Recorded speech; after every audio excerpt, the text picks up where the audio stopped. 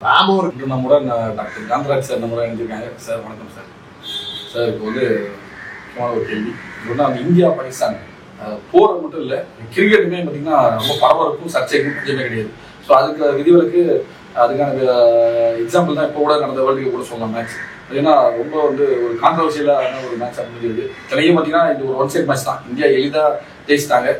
ஆனாலும் அதில் கொஞ்சம் சர்ச்சைகள் இருக்குது. அந்த சர்ச்சையை நீங்கள் எப்படி சார் பார்க்குறீங்க? என்னை பொறுத்தவரை கிரிக்கெட்டுக்கு ஒரு காலத்தில் ஆடிட்டு இருந்த கேம் இல்லை. அப்பவே முதல்ல 5 நாடு தான் ஆடிச்சு கிரிக்கெட் ஆரம்பித்த காலத்துலேயே. வெள்ளைக்காரர்கள் வந்து வெயில் தான் மேலே பண்ணுங்கிறதுக்காக சன் பேத்திங்னு சொல்லுவாங்க. ஏன்னா ஐரோப்பிய நாடுகள் வந்து சூரிய வெளிச்சம் ரொம்ப குறைச்சது. அதனால பல நோய்களுக்கு அந்த ஐரோப்பியர்கள் ஆளானதுக்காக சன் பேத்திங்னு ஒன்று, அதாவது சூரிய குளியல். சூரிய வெளிச்சத்தில் வந்து உடம்புல பொட்டு துணி இல்லாமல் அப்படியே வந்து கடற்கரை எல்லாம் படுத்துருப்பாங்க. அடுத்து சூரிய வெளிச்சத்தை வாங்கணும். அதுக்காக கண்டுபிடிக்கப்பட்ட ஆட்டம் தான் கிரிக்கெட். அந்த நல்ல வெய்ய காலத்தில் 5 நாள் அந்த வெயில் மேலே பண்ணுங்கிறதுக்காக சும்மா நின்றுட்டு இருந்தாங்க, நல்லா இருக்காதுங்கிறதுக்காக ஒரு கேம்ங்கிற மாதிரி ஒன்று கிரியேட் பண்ணி அதை ஆட ஆரம்பிச்சாங்க. அதை ஆரம்பிச்ச போது அன்னைக்கு இந்தியாவில் இருக்கிற மன்னர்கள் பூராவுமே அவங்களுக்கு அடிமையாகத்தானே இருந்தாங்க. இங்கிலாந்து அரசு வந்து சக்கரவர்த்தி ஆனதுக்கு காரணம் என்னன்னாக்கா, இந்தியாவில் இருக்கிற மன்னர்கள் பூராவுமே அவங்களுக்கு அடிமை இன்னும் எழுதி கொடுத்துட்டாங்க. அது குறிப்பாக வடநாட்டு மன்னர்கள் அப்படியே காரணம் கொடுத்துட்டாங்க. அது ராஜபுத்திரர்கள்லாம் சொல்லுவாங்க, அவங்கெல்லாம் மெயினாக அடிமைகளாக இருந்துட்டாங்க. அப்போ அந்த 5 நாள் அதை ஆடிக்கிட்டு இருந்தாங்க. இந்தியாங்கிறது வந்து இந்திய டீம் நம்ம கிடையாது, பிரிட்டிஷ் டீம் அதில் ஆடிட்டு இருந்தாங்க. அவங்க எங்கெல்லாம் பிரிட்டிஷ் அரசாங்கம் அது ஆளுகைக்கு உட்பட்டு இருந்ததோ அந்த நாடுகள் மாத்திரம் தான் ஆடிச்சு. பார்த்தீங்கன்னா இங்கிலாந்து, ஆஸ்திரேலியா, நியூசிலாந்து அதெல்லாம் காலனி நாடுகள். அப்புறம் வந்து வெஸ்ட் இண்டீஸ், இவங்க தான் ஆடிட்டு இருந்த 4 நாடுகள் தான், வேற எந்த நாடுமே ஆடலை. அதுக்கப்புறம் வந்து 52 வருஷமா என்னமோ இந்தியா டீமுங்கிறத ஒன்று அங்கீகாரம் கொடுத்தாங்க. அங்கீகாரம் கொடுத்து இந்திய டீம். அப்போ வந்தபோது என்ன ஆச்சுன்னா, இந்த கேமை இது பண்ணுறதுக்காக 3 இடத்துல அப்போ நடக்கும். பாம்பே, கல்கத்தா, சென்னை 3 இடத்துல நடக்கும். டெல்லி ஒன்று நடக்கும். 3 இடத்துல நடக்கும். மும்பைக்குள்ள சரியா பிரசித்தி பெற்றது. அதுல வந்து சென்னையில நடந்த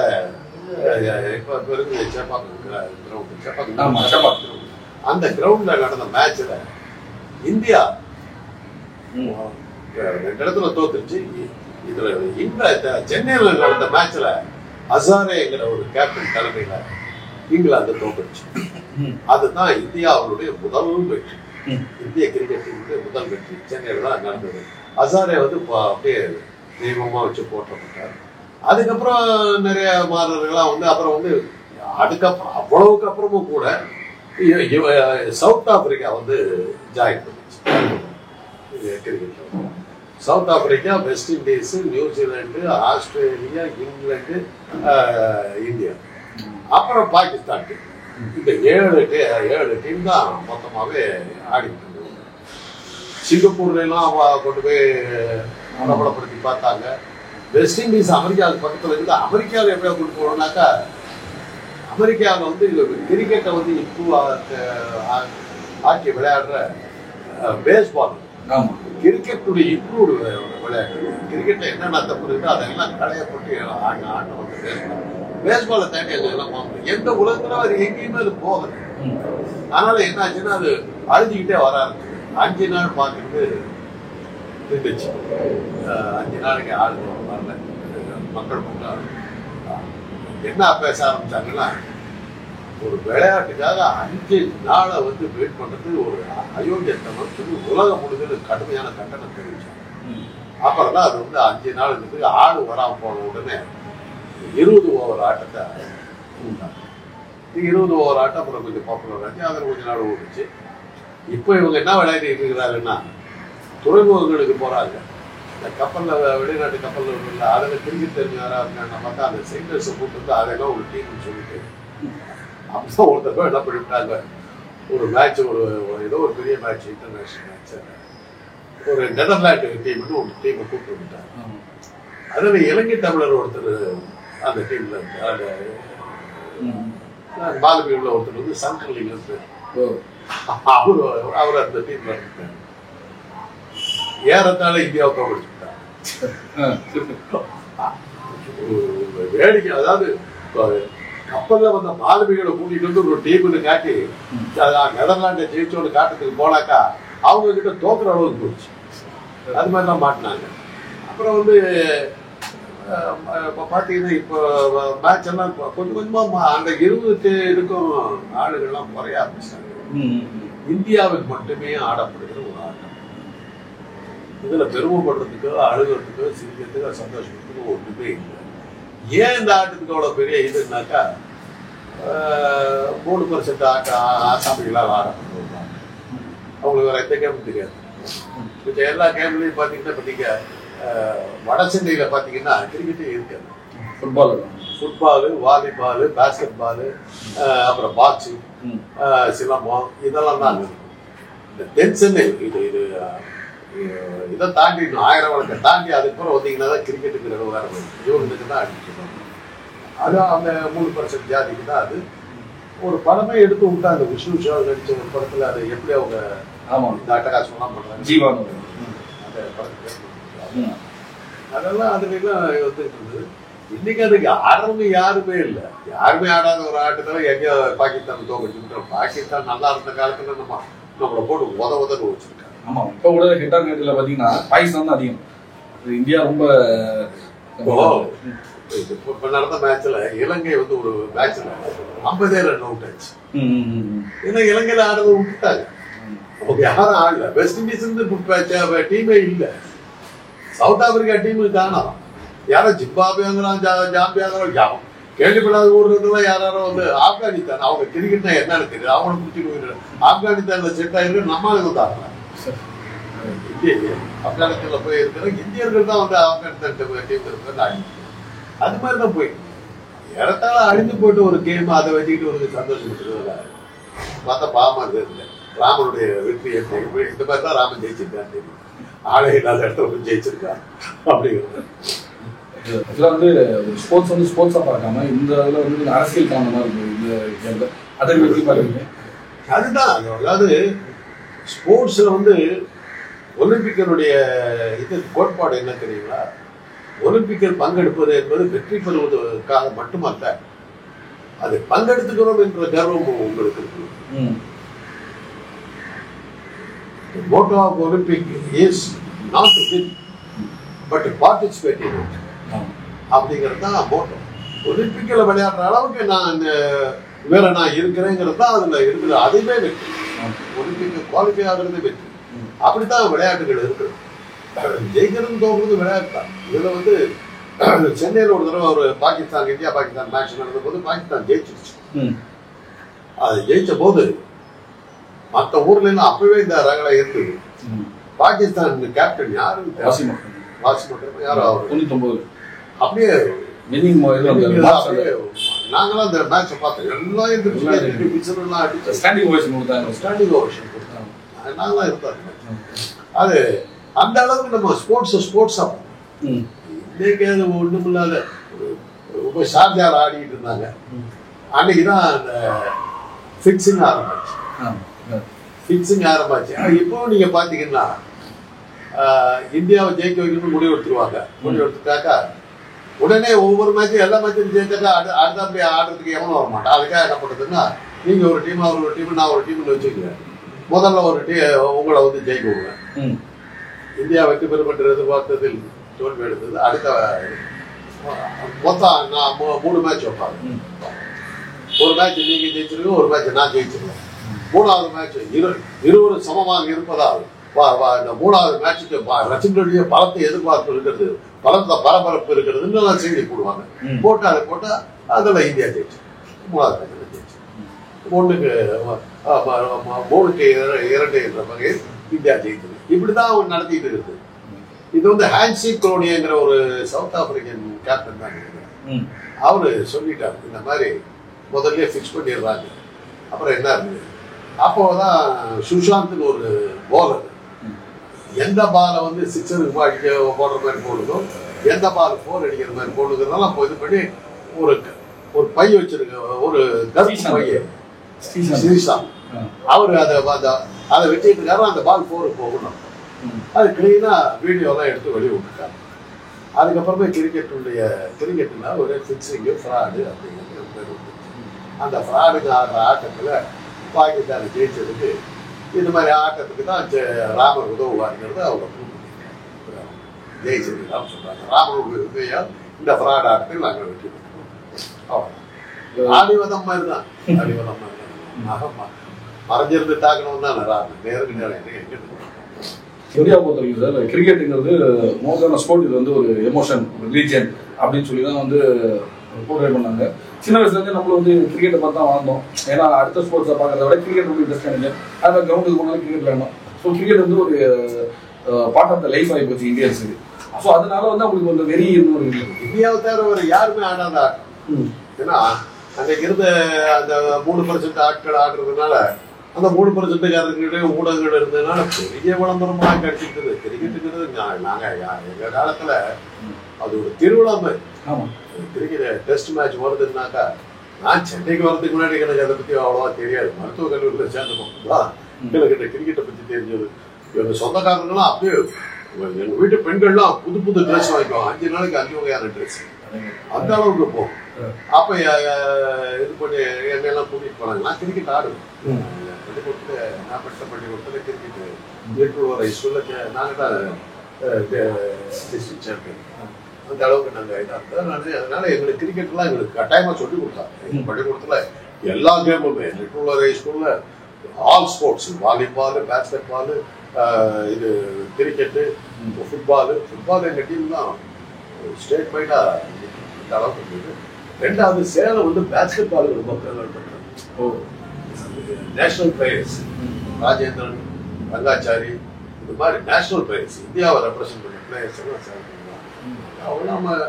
அவங்க எல்லாருமே வந்து ஸ்டாண்டிங் கொடுத்து அந்த மாதிரி நானும் பேஸ்கெட் பால் ஆடுவேன். கிரிக்கெட்லாம் ஆடிட்டு இந்த கிரிக்கெட்ல எனக்கு வந்து விக்கெட் கீப்பிங் கொடுத்தாங்க. விக்கெட் கீப்பிங் எப்படி கொடுத்தாங்கன்னாக்கா ஆள் இல்லை டீம்ல. நான் தூங்கிட்டு இருந்தேன். எழுப்புனாங்க.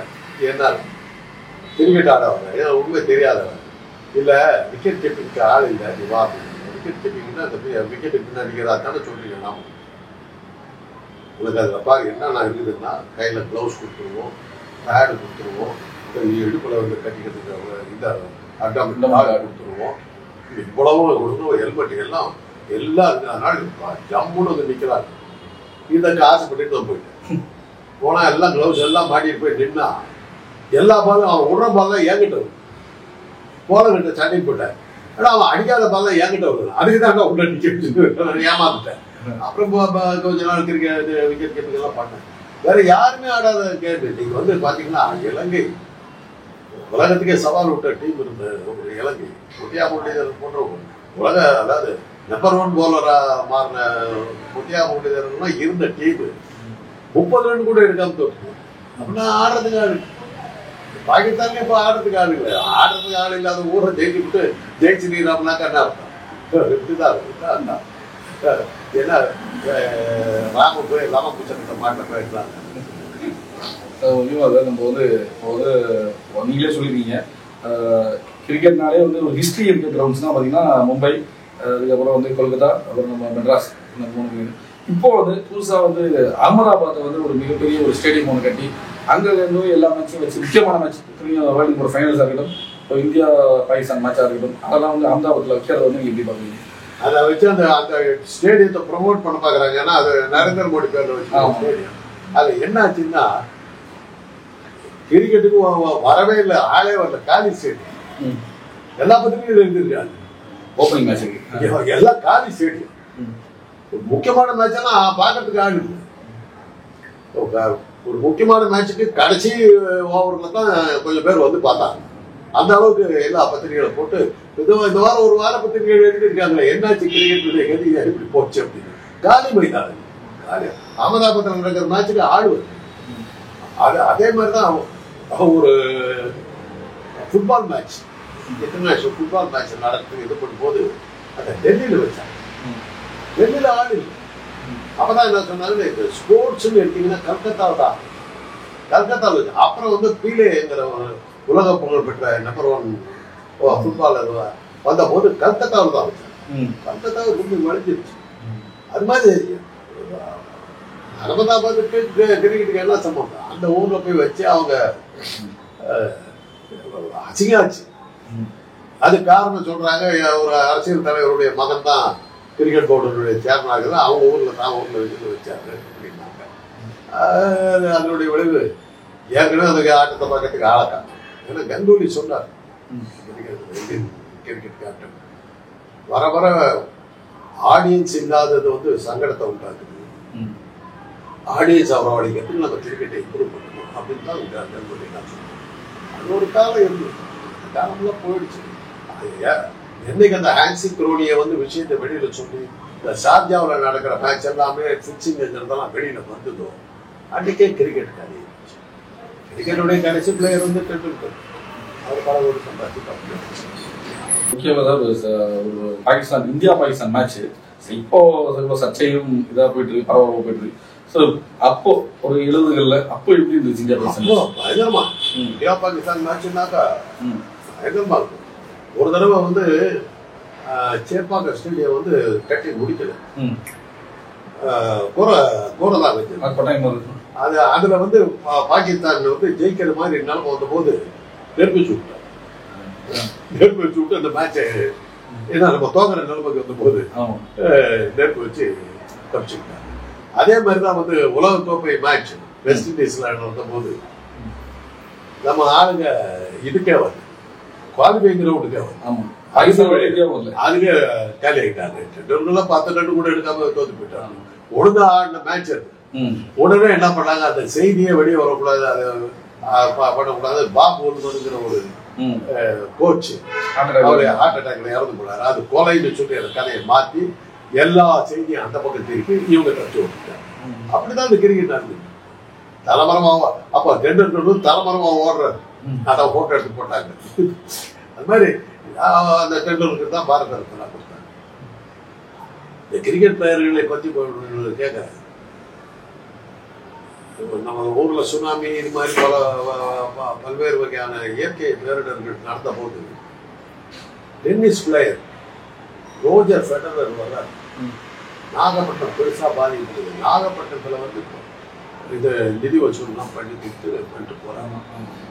ரோஜர் ஃபெடரருக்கு நமக்கு என்ன சம்பந்தம்? விம்பிள்டன் சாம்பியன் கண்டினியூஸா 7 வருஷம் சாம்பியன். அந்த ரோஜர் ஃபெடரர் பாரத ரத்னா வாங்கின டெண்டுல்கர் ₹1 அதான் கிரிக்கெட் பிளேயர்ஸ்.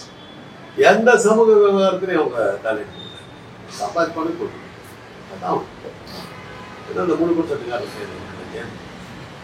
மக்கள் கேம் இல்லை. இவரோட போற வரவனா இது பண்ணிட்டு இருப்பான்.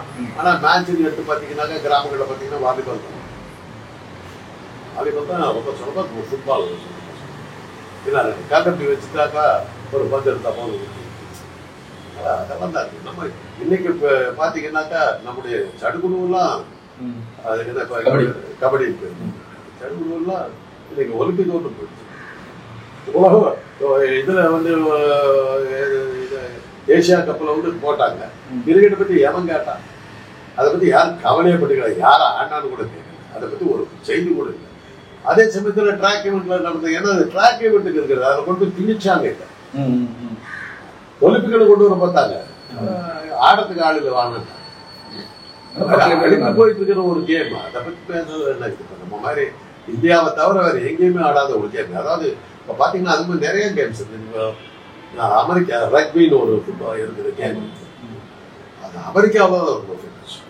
அமெரிக்கன் ஃபுட்பால் பேரு ரக்பி. அது அமெரிக்காவில் தான் ரொம்ப ஃபேமஸ். அதை ஜப்பான்லாம் ஆடி பார்த்தாங்க. வேற எந்த கண்ட்ரியுமே ஆடு. அமெரிக்காவுடைய எக்ஸ்க்ளூசிவ் கேம். அதே மாதிரி பேஸ்பால் வேற எந்த ஊர்லயுமே அது பாப்புலர். அங்கே அது மாதிரி அந்தந்த ஊர்களுக்கு இருக்குது. இப்ப நீங்க வந்து பாத்தீங்கன்னா நீங்க வெஸ்ட் இண்டீஸ்ல டீம் இந்தி ஒரு காலத்துக்கு எப்படி டீம் சாபஸ் கடவுள் மாதிரி. விவியன் ரிச்சர்டு, பில் கிறிஸ்ட், அதான் ஹால், என்ன மாதிரி பிளேயர்ஸ் நினைச்சு பார்க்க முடியாது. சொல்லி அடிச்சுட்டு போவோம். காடிச்சரன் இந்த மாதிரி பிளேயர்ஸ் எல்லாம் நீங்க எங்க இருக்கு எங்க விளையாடிட்டு இருக்காங்கன்னா சேப்பாக்கம் மைதானத்துல டென்னிஸ் பால் போட்டு கிரிக்கெட் ஆடிட்டு இருக்காங்க. வேற இப்போ ஒரு காலத்துல சார் இந்தியா பாகிஸ்தான்னாலே வந்து ஒரு பரவல் தான், இப்பவும் பரவல் தான். இப்போ வந்து இந்த ஜெய் ஸ்ரீராம் முழக்கத்துக்கு வந்து அதுக்கு ஒரு விளக்கம் சொன்னாங்க. ஏன்னா 89ல் கராச்சியில வந்து இந்தியா வந்து பாகிஸ்தானோட மோதும் போது அப்போ ஒரு பாகிஸ்தான் ரசிகர் அத்துமீறி கிரௌண்டுக்குள்ள வந்து அப்போ அன்னைக்கு கேப்டனா அந்த கிருஷ்ணமாச்சாரி ஸ்ரீகர் வயிற்றுல கொடுத்துட்டு போயிருவோம். ஸோ அப்போ இந்த மாதிரி நடக்குது. ஸோ இப்போ ஜெய் ஸ்ரீராம் சொன்னது என்ன தப்பு அப்படிங்கிறாங்க. அதை நீங்கள் ஜெய் ஸ்ரீராம் சொல்லி ராமனால ஆடக்கூடிய கேம் இந்த மாதிரி பிக்ஸ் பண்ற கிரிக்கெட் கேம் தான் ஆடணும், அவனுக்கு வேற எதுக்கு லாய்க் கிடையாதுன்னு தான் அவங்க சொல்லியிருக்காங்க. அப்படிதான் அது இருக்கு. அதை வந்து சீரியஸா எடுத்துக்க வேண்டிய அவசியம் இல்லை. ராம ஒரு கையாளாகிற பேருடைய இது ஒரு இது. ஒரு பிளேயர் அவுட் ஆயிட்டு போறதை பார்த்து ராம சந்தோஷப்படுறான்னு அவ்வளோ ஒரு பிளேயர் டீமை ஜெயிச்சதுக்காக கத்தியிருந்தா கூட பரவாயில்ல, ஒரு பிளேயர் அவுட் ஆயிட்டு வந்த போது கத்துறாங்க. அந்த அளவுக்கு ஒரு ராம ஒரு பலவீனம் ஒரு மனுஷன். அந்த ராம எப்படின்னாக்கா அந்த ராமன் குசங்கிட்ட மாட்டிக்கிட்டு சரையு நதியில் விழுந்து தற்கொலை பண்ணி செத்து போனோம்னா அந்த ராமனை வந்து ஜெய் ஸ்ரீராம் சொல்லி இருக்காரு. மகன்களே அடித்து தோற்றுட்டாங்க. அடித்து தோற்று உத வாங்கி இதாகி போய் நதியில் விழுந்து செத்து போறோம். அதை இவங்க ரொம்ப நாச்சுக்கா கடை தண்ணீர் விழுந்தா அப்புறம் வந்து அப்படியே மேலே உட்காருங்க காட்டி முடிச்சாங்க. தாண்டி ஒரு தடவை கேட்டாங்க, ராமர் இது கட்டுற பிறந்த இடத்த கட்டுற அவன் தற்கொலை பண்ணி சேர்த்த சரையு நதியிலேயே சமாதி கட்டப்பட்டிருக்கிறேன். அதுக்கு யாரும் பதில் இன்னைக்கு வந்து ஆரம்பிச்சு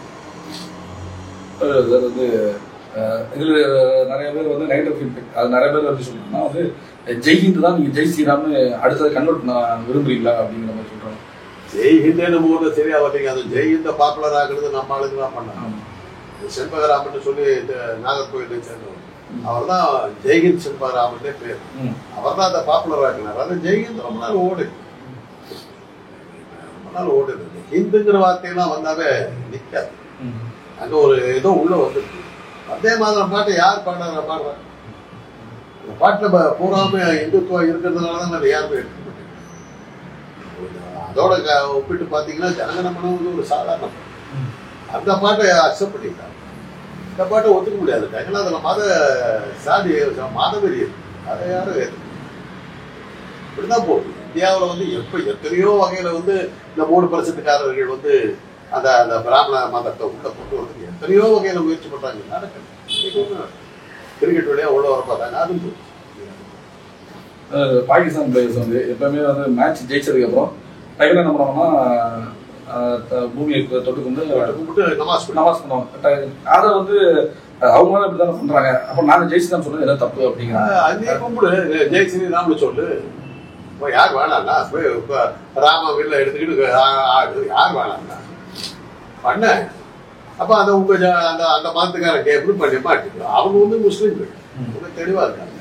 முஸ்லீம்களும் அவங்க இது போற இந்தியாங்கிறது மத சார்பு இல்லாத நாடு. அங்க வந்து ஜெய் ஸ்ரீராம்னு சொன்னாக்க கிறிஸ்தவர்களும் ஆடுறாங்க, சீக்கியர்களும் ஆடுறாங்க. இன்னும் சொல்ல போனா சீக்கியர்கள் தான் பெரிய பெரிய பிளேயர்ஸ் ஆடலாம். ஸ்ரீ ஏஜி ராம் சிங், மில்கா சிங் போன்ற பெரிய பிளேயர்கள், சென்னையில் போன்ற பிளேயர்கள் எல்லாமே சீக்கியர்கள். அது மாதிரி தமிழ்நாட்டு பிளேயர்களும் ராம் சிங், மில்கா சிங் எல்லாம் கிருபால் சிங் இதெல்லாம் வந்து தமிழ்நாட்டு பிளேயர். அது மாதிரி சீக்கியர்கள்லாம் ஆடிய கேம். நீ அது மாதிரி நீ பண்ணினாக்கா நீ வந்து மற்ற டீமே நீ ஒழிச்சுக்கிற. இந்துக்களுக்கான கேம்னு மாத்தினா அது இந்துக்கள் மாத்திரம் பார்க்க சொல்லி வைக்கி. இந்துக்களுக்காக அந்த ஸ்டேடியத்தை மாத்து. நரேந்திர மோடி இந்து கிரிக்கெட் ஸ்டேடியம், பிராமண கிரிக்கெட் ஸ்டேடியம், அதுல பிராமணர்கள் மட்டுமே ஆட கேம்னு சொல்லுவீங்க. யார் வாங்க பண்ண இஷ்டம் தானே. எலெக்ஷன் நேர்மையா நடந்தாக்க உங்க கதையெல்லாம் கத்தலாம் போகுது. அது வேற விஷயம். இது வந்து முழுக்க சார் நம்ம வந்து ஜெய் ஸ்ரீராம் முழக்கம் எல்லாமே பார்க்கும்போது இந்த பிஜேபியோட தீர்ப்பு வந்து ரொம்ப அதிகமாகவே இருக்கு. இந்த கிரிக்கெட்லயே ரொம்ப பரவுதா அப்படின்னு நினைக்கிறீங்களா? கண்டிப்பா காரணம். அதாவது அவங்களுக்கு ஒரு தன்னறியாத ஒரு பயம் வந்துருச்சு.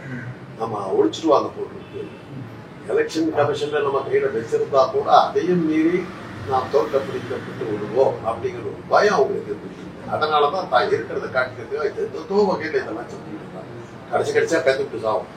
கலைஞர் தான் ஒரு படத்துல வசனம் எழுதிருப்பாங்க. நிறைய தடவை சொல்லி அதுல வில்லன் வந்து தூக்கு தண்டனை வச்சு அவருடைய காதலி போய் சொல்லுவாங்க, மன்னிப்பு கேட்டுப்பாங்க. மன்னிப்பு கேட்டாக்கா ஒரு வேலை ஒன்று விடுதலை பண்ணலாம், விடுதலை ஆகிறதுக்கு சான்ஸ் சொல்லுவான். யாரும் என்ன விடுதலை பண்ண முடியாது, சாக போகிறேன், வாய் வீரம் பேசி விட்டு சாகிறேன் போ அப்படி.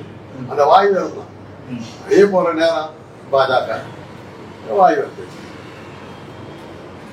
இல்லைன்னா முக்கியமா என்னன்னா இப்ப இந்தியன் டீம்லயே முகமது சிராஜ்னு ஒரு இஸ்லாமியர் வந்து மிகப்பெரிய ஒரு வேகப்பந்து போலரா இருக்காரு. முகமது சிராஜ் இந்தியன் டீம்லயே வந்து ஒரு இஸ்லாமியர் இருக்காரு. அதெல்லாம் விட்டுட்டு வந்து இந்த முழக்கம் வந்து எந்த விதத்துல ஒரு நாட்டை கிரியேட் பண்ணும்போது ஒரு விளையாட்டை வந்து சமத்துவத்தையும் ஒற்றுமையையும் போட்டி போடுகின்ற இதையும் கொடுக்கறதுக்கு தாங்க விளையாட்டு, டிசிப்ளினை உருவாக்குறதாங்க விளையாட்டு. என்ன சொல்லுவாங்கன்னா, 2ஆம் உலக போரில் இங்கிலாந்து வெற்றி பெற்றதுக்கு என்ன காரணம்னா, ஹேரோ ஸ்கூல்லையும் அந்த கிரிக்கெட் கிரவுண்ட்லையும் கிரியேட் பண்ண அந்த டிசிப்ளின் தான். அந்த அந்த ஒழுக்கம், அந்த நேர்மையா நடந்துக்கிறதுக்கு, ஒரு கட்டுப்பாடா நடந்துக்கிறதுக்கு அந்த டிசிப்ளின் இருந்ததுனாலதான் இங்கிலாந்து மக்கள் வந்து அந்த 2ஆம் உலக போரை வெற்றி கொள்ள முடிஞ்சது அப்படின்னு ஒரு இது உண்டு. அதுக்குதான் விளையாட்டுகள் வந்து ஒரு போட்டி கொடுக்கிற மனப்பான்மையும் ஜெயிக்கிற உத்வேகத்தையும் தன்னம்பிக்கையும், அதே சமயத்துல வெற்றி பெற்றவர்கள் வந்து அதிகப்படியா ஆடக்கூடாது, தோல்வி அடைந்து தோணக்கூடாதுங்கிறதுக்காக உண்டாக்குனதான் விளையாட்டு. அதுலயே விஷத்தை கலக்கிறானுங்கன்னா எவ்வளவு கேடு கட்ட கூட்டமா இருப்பாங்க. கிரிக்கெட்டுக்கு வந்து ஜென்டில்மேன்ஸ் கேம்னு ஒரு கேம். ஆமாப்பா, எந்த கேம்ல இங்க வந்து ஃபுல் பேண்ட் ஷர்ட் போட்டுக்கிட்டு டை கட்டிட்டு வந்து ஆடுறப்போ உணவு உழைப்பே இல்லாத கேமுங்க. போலர் போட்டுக்கிட்டு இருப்பான், பேட்ஸ்மேன் இது பண்ணிட்டு இருப்பான், விக்கெட் கீப்பர் நிற்பான். அவங்க 3 பேர்த்த தவிர பார்த்தா எல்லாம் சும்மா தான் நின்றுட்டு இருப்பான். பவுண்டரியில லைன்ல நிக்கிறவங்க எப்பாவது பால் வரும், தூங்கிட்டு கூட எந்திரிச்சு ஆடலாம். அது 5 days டெஸ்ட் மேட்ச் நடக்கும்போது கிரிக்கெட் அந்த ஒரு கேமானே எனக்கு ஒரு இது வரும். டாஸ் போடுவாங்க, எல்லாம் போட்டு முடிச்ச உடனே யார் பேட்டிங் யார் பவுலிங் இதெல்லாம் வந்துடும். உடனே அந்த பவுலர்ஸ் அந்த ஃபீல்டர்ஸ் எல்லாம் வருவாங்க. ஒரு 10 பால் தான் போட்டுருப்பாங்க. உடனே டீ பிரேக் எல்லாம் போடுவாங்க. டீ பிரேக் போயிட்டு 1/2 மணி நேரம் கழிச்சு வருவாங்க. ஒரு 10 பால் தான் போடுவாங்க. லஞ்ச் பிரேக் எல்லாம் போயிடுவாங்க. வருவாங்க, மத்தியானம் வருவாங்க. ஒரு 20 பால் போடுவாங்க. டீ பிரேக் போயிடுவாங்க. அப்புறம் 5 மணிக்கு கேட்போம். டீ பிரேக்கு லஞ்ச் பிரேக்கு இதுலயே தான் போயிட்டு. ஒரு விளையாட்டு டைம்ல எத்தனை தடவை ஏதோ சொல்றாங்க, இத்தனை பிரேக் விட்டுக்கிட்டு மடிப்பு கிடையாத பேக்ல வந்து நிற்பாங்க. ஒரு கேமா இருக்கு. எந்த கேம்ல ஃபுல் பேண்ட் ஃபுல் ஷர்ட் போட்டு பொம்பளை ஆடுற கேம்ல கூட எவ்வளவு மினிமம் ட்ரெஸ்ல இருக்குதோ அப்பதான் உடம்பு பூரா வேட்டும் வடியும். வேத்து வடியறதே இல்லை, ஏர் கண்டிஷன்ல ஆடுற மாதிரி தான் இருக்கு. கேமா கொடுத்து போட்டு முக்கியமா வந்து அந்த அரசியல் கலைகள் தான் மிகப்பெரிய சர்ச்சையா இருக்குது. அதுதான் மெயினான நாள். ரொம்ப நன்றி சார், நிறைய விவரம் சொன்னீங்க. முக்கியமாக கிரிக்கெட்டோட ஹிஸ்டரி பற்றி பேசணும். ரொம்ப நன்றி சார், மீண்டும் இணைவோம். இப்போதைக்கு நேரத்துக்கு ரொம்ப நன்றி சார்.